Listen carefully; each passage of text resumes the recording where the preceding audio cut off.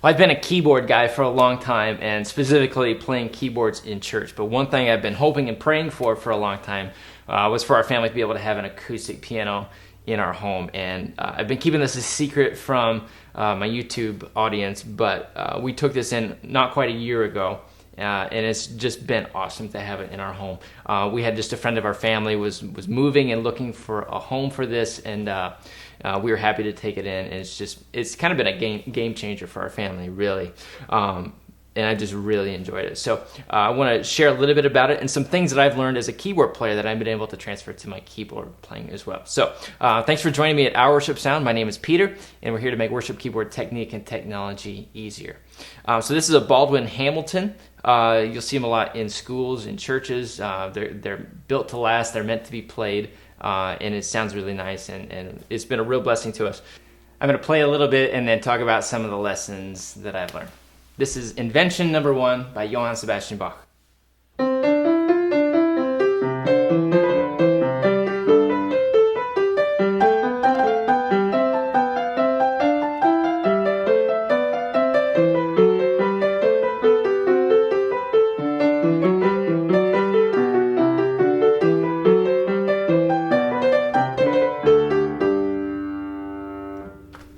All right, and then this is Piano Miniature Number 7 by John Arndt.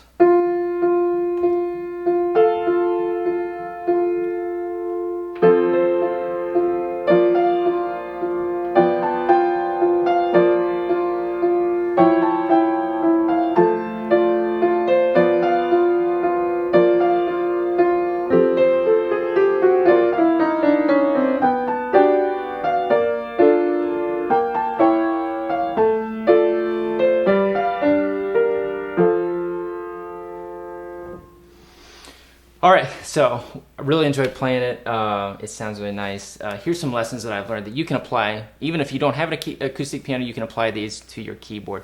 One of the biggest things I've learned is same as real estate, location, location, location. Have your keyboard set up in a central place where it's easy to practice. In my house, my studio is kind of tucked away in a corner of our basement, and which is great for sound, but then to actually practice piano, I have to do it on purpose. I have to go downstairs and then go into the studio, turn things on, wait a few seconds for everything to boot up, and then I can play. It's not something that I see, so it's kind of out of sight, out of mind a lot of times. This is centrally located. It's in our living room. So I pass by it several times a day, and there are a lot of times where I pass by it and think, man, I wish I could just sit down and play piano right now.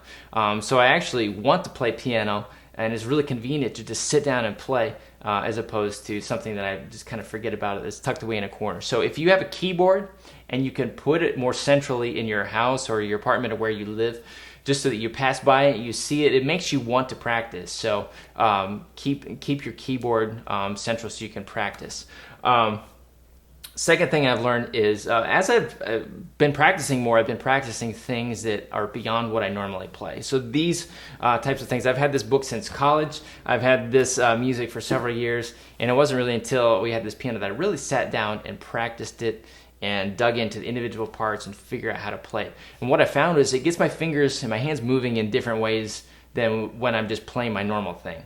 And so it's difficult to say like exactly how that transfers to playing worship music, but I'm convinced that it's making me a better keyboardist in that environment. So just learning to do things like with my left hand especially.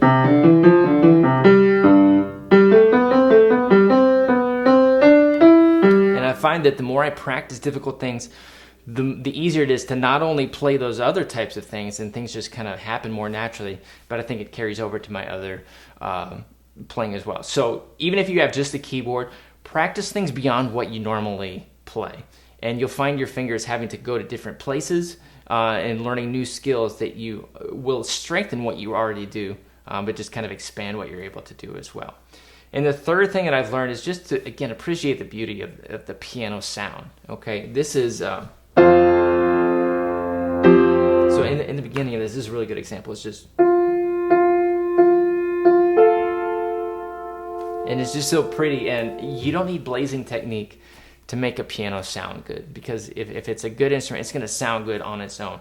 And so the way I would apply that to keyboard playing is you don't have to impress with a lot of blazing technique all the time.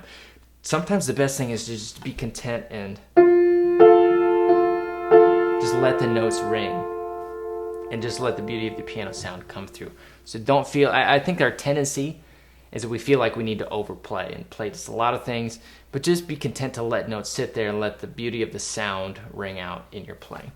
So those are some different things that I've learned from playing an acoustic piano that I think have transferred to my keyboard playing, and I think you can go ahead and apply those to your keyboard playing as well. Keep your instrument in a place where you're going to see it a lot, you can practice a lot, practice things beyond what you normally play, and then be content to just let the sound of the piano do its magic, okay, do its thing. Don't feel like you need to overplay because it sounds beautiful on its own as an instrument. Just let that come through even in your keyboard playing. I'm going to be doing a couple more videos how to tune a piano. If you have one, you can actually tune it yourself. It's a doable thing, and just some different things with acoustic. So be sure to subscribe for notifications on future videos as they come out. Let me know what you think, or if you have any questions by leaving a comment below. Thanks for watching. We'll see you soon.